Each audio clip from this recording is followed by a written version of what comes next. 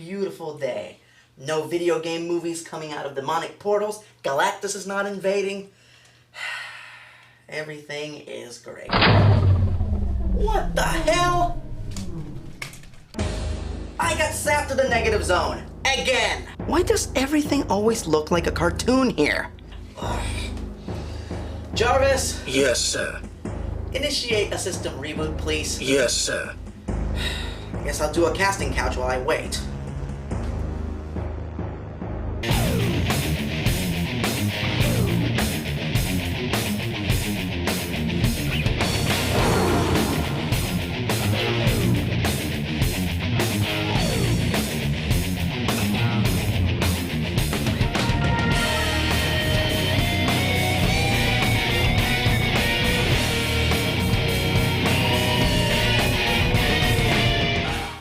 Greetings, fanboys and fangirls. I'm Erod and I'm the Blockbuster, and welcome to another edition of the Casting Couch. For those of you who are new to this, in this segment I basically name my personal casting choices for an upcoming fanboy film. Today, I cast the much anticipated reboot of the first family of comics, the Fantastic Four. On an outer space adventure, they got hit by cosmic rays, and their lives were changed forever in the most fantastic ways. Super scientist Reed Richards was transformed into the elastic Mr. Fantastic. Reed's wife, Sue Richards, is out of sight as the Invisible Woman. Sue's hot-headed brother, Johnny Storm, became the Human Torch. And Reed's best friend, Benjamin J. Grimm, became everybody's favorite ever-loving blue-eyed thing. Today's casting couch was one that I almost cancelled, as 20th Century Fox put the production of this film into full speed. And with the essential cast members in place, a casting couch episode just felt superfluous. But now with the emergence of rumors of production problems, and the firing of the director and other essential members of the production team, this reboot is officially in limbo. Now, while the reboot plans to showcase a younger version of the team, for my casting, I'm gonna stick to an older version that more closely resembles Stan Lee and Jack Kirby's original creation. As my personal mission statement is to be as faithful to the source material as possible. With that said, I want to make it very, very clear that I have no issues with the cast that was chosen for the reboot. If you want to hear my further thoughts on the matter, I invite you to check out the YouTube video that I made discussing just that. Alright, let's get this casting started with a character that we are yet to see in the movies, Reed Richards' trusty butler and lab assistant.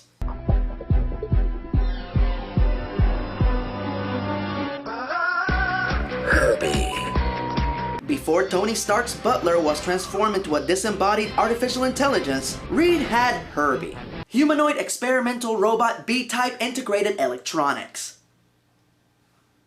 Seems a little forced. Yeah. One way or another, very few are as worthy to voice Reed Richards' trusty cybernetic companion as...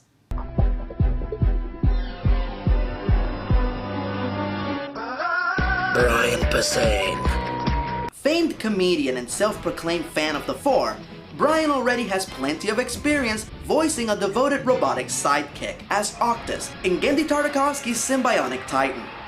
Princess, we must keep you safe. If Gallaluna is fallen, then the people will need you if they are to reclaim their world. Plus, Brian has another relevant connection to the Four. Dearly beloved, we are gathered here today. That's right, suckers! Brian Posehn played the minister who married Sue and Reed Richards.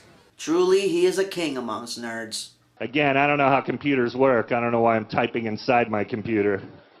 I'm not that kind of nerd. Now let's move on to one of the most likely villains to make it into the Fantastic Four movie.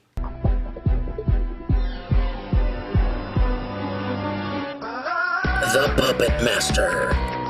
A failed sculptor who lost his sanity, Philip Masters discovered a radioactive clay that gives him psionic control over the subjects that he sculpts.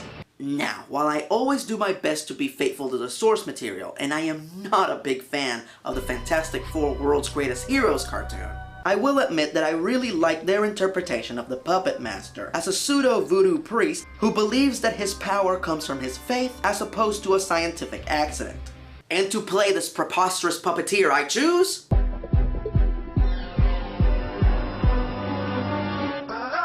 Keith David. The man with the voice that can shatter concrete and impregnate women. made entirely of spider silk. Stronger than Kevlar, but thinner than filament. He can play a badass hero and a wicked villain, making him the perfect actor to play the Force sculpting scallywag.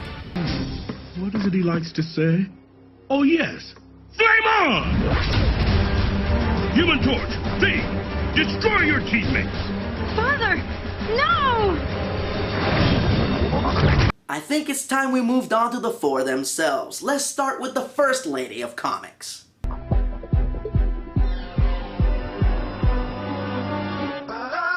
The Invisible Woman. The first female superhero of the Silver Age of the Marvel Universe, Sue has gone from being the token girl of the team to one of the most prominent and powerful superheroes in the Marvel Universe.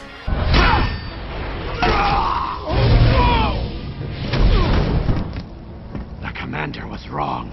You are dangerous. Too dangerous to leave alive.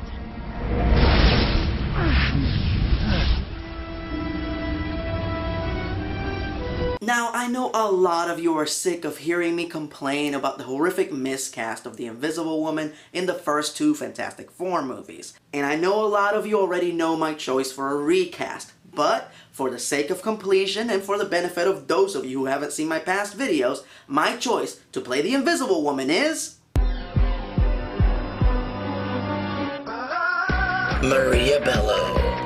With plenty of attitude and awesome comedic timing, Maria has the skills to keep the boys in line and do justice to the First Lady of Comics.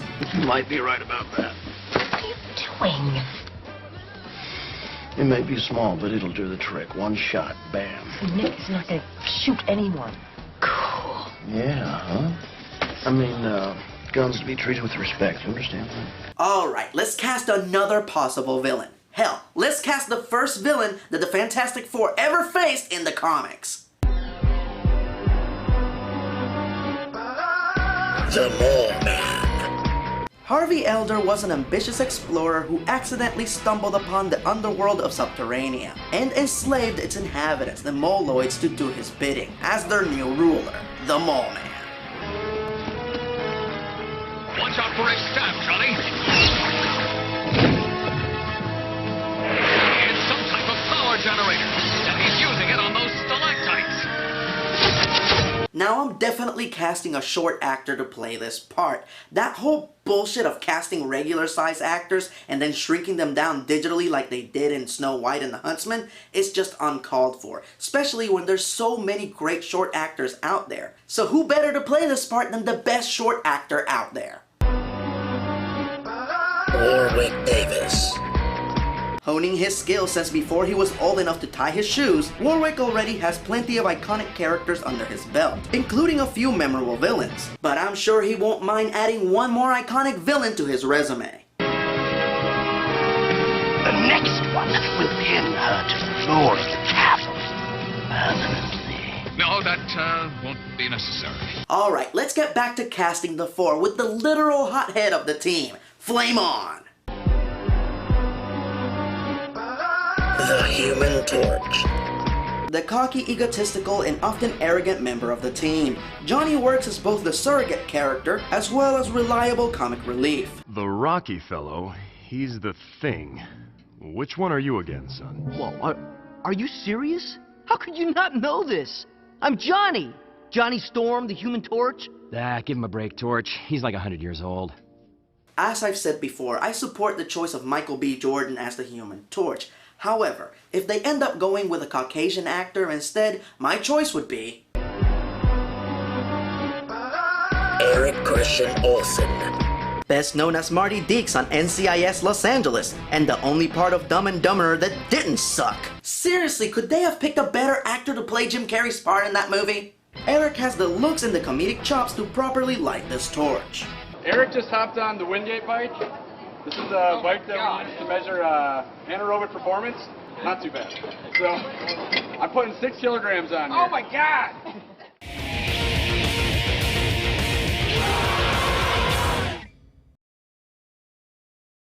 Alright, let's cast another probable villain, the leader of the shape-shifting Skrulls. Queen Varanki.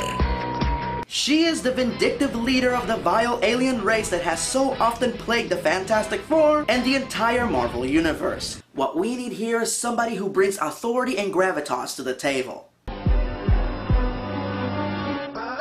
Cate Blanchett. Nay, I say more. Cate is one of the very best, and she most certainly would give the Queen of the Skrulls the strength and dignity that she requires. Plus, Cate has one of my all-time favorite acting skills, the ability to make everything that she says sound epic. I cannot do this alone. You are a ring bearer, Frodo. To bear a ring of power is to be alone. And now to cast my all-time favorite Marvel character. Oh yeah, it's clobbering time. The Thing. Ben Grimm, All-American football hero, Marine Corps pilot, and blue-collar badass. Ben's life changed dramatically when he was transformed into the Thing, a monster with a heart of gold. Now, I want to make it very, very, very clear that the one thing that I absolutely loved about the original Fantastic Four movies is the choice of Michael Chiklis to play the Thing. I loved it so much that I wouldn't mind if Michael came back to play it again, but that is very unlikely. So, if he must be replaced, I choose... Adam Baldwin. If there is one recurring theme in Adam's career, it's that of the lovable badass. No matter how intimidating, how vile his characters might be, one cannot help but sympathize. And I cannot think of another actor that is equally as worthy as Michael Chiklis to play my favorite Marvel hero. You wouldn't have really crushed him. No, of course not. Would have been more like a mangling. And now it's time to cast one of the most imposing figures in the Marvel Universe. Galactus. The Devourer of Worlds, a godlike being that scours the cosmos looking for planets to consume. He is more than a villain. He is a force of nature. Now at this day and age, it is highly unlikely that Galactus will be physically played by an actual actor. More than likely, he will be a CG character. Hopefully something more creative than a fucking cloud! So whoever ends up playing Galactus will probably be voicing him. And to do so, I choose... Michael Dorn.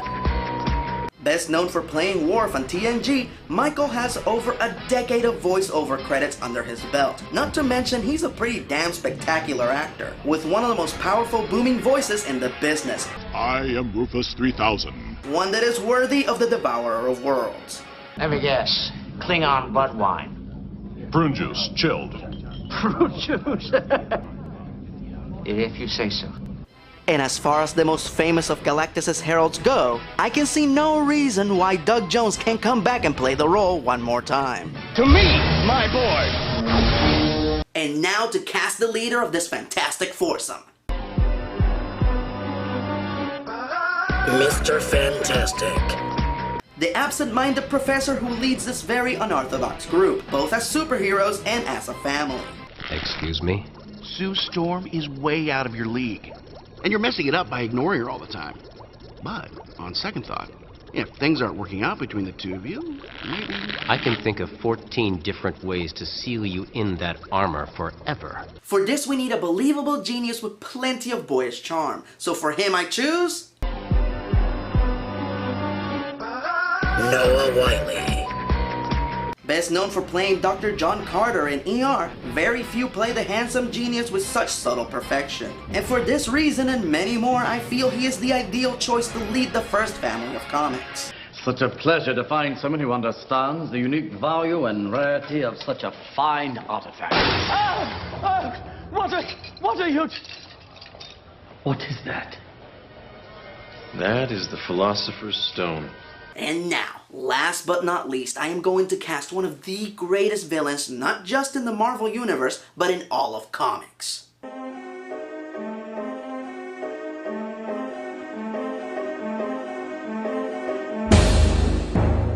Dr. Doom.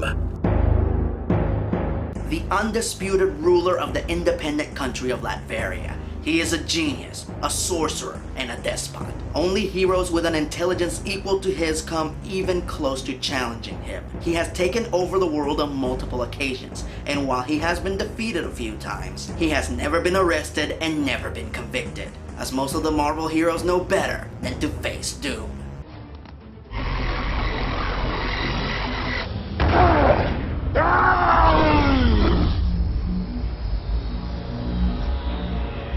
Now, this is a casting choice that I've had in the back of my head for years. So, without further ado, my choice to play Victor Von Doom is...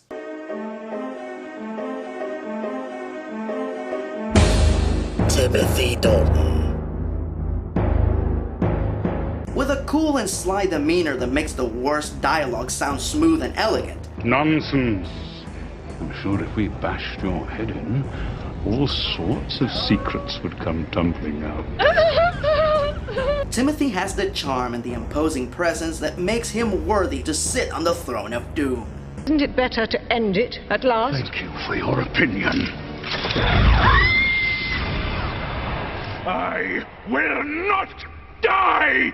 So those are my choices for the cast of the upcoming Fantastic Four reboot. If they decide to go with the younger cast, I'm fine with them. But if they decide to go with an older cast, you heard my choices. If you disagree, feel free to say so in the comments section below. Now, it's time for your first casting couch assignment of the year.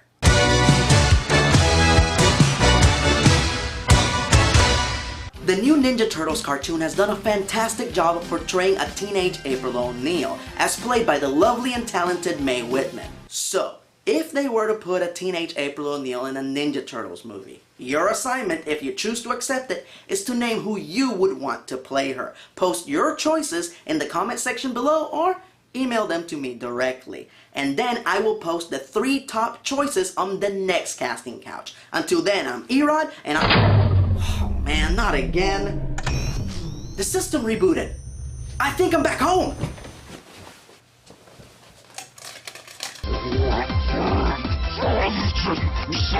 Would you like to eat my candy paws? Of course, you little angel.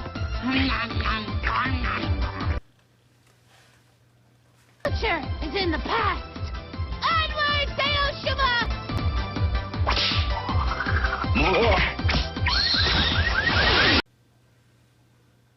Well, it's still better than the negative zone.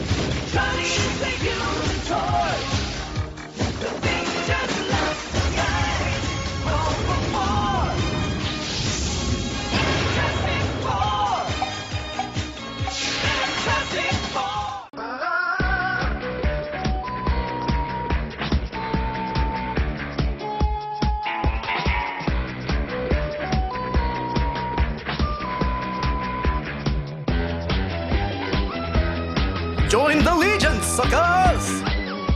Hey guys, so this year I am going to be at the Nuts Museum again doing another lecture. This time around it's going to be on 1931's Dr. Jekyll and Mr. Hyde. As far as I know, the activity is pretty much going to be the same as last year's, and the only difference is going to be the movie. But the activity still is in its early stages of planning, so I don't have all the information yet. But as far as I know, admission is still going to be $3. The activity will take place on October 24th at the Knott House Museum of Tallahassee. And it's basically, it starts with me coming up and doing a lecture on the film. And basically, I do my lecture, then we watch the movie, and then there's a Q&A. Probably it's going to have to do with a discussion of the movie. It's not going to be a Q&A where you get to ask me questions about the Blockbuster Buster. There's a costume contest, and the winner usually gets a pretty good price. I don't know what the price is going to be this year. And like I said, it's only $3. You get to see me, you get to watch the movie, and you get all the popcorn you want. Any other refreshments you have to purchase. But it's a nice little activity to go to where you get to learn, you get to watch a good movie, and you get to meet me. So once again, I'm letting you guys know early, so hopefully you won't miss out this year. Last year I got a little bit of fan support, but it was mostly support from the local community wanting to support the museum, which was also cool. But this year I want to see more of you there. To show that, you know, the Legion is active and the Legion wants to be a part of this activity. So hopefully I'll see you there. There will be more updates as we get closer to the date. All right, guys, have a nice day.